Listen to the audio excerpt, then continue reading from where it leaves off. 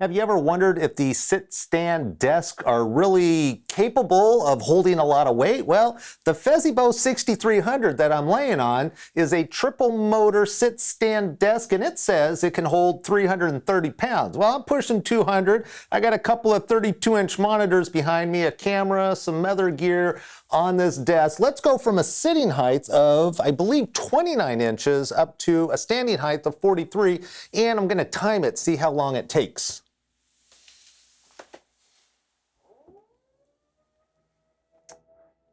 These motors don't even sound like they're working that hard, and in fact they're not, because I've already timed this a couple of times with me on and without me on, and it clocks in at just over 11 seconds, going from 29 to 43 inches in height. And now we can go ahead and go down.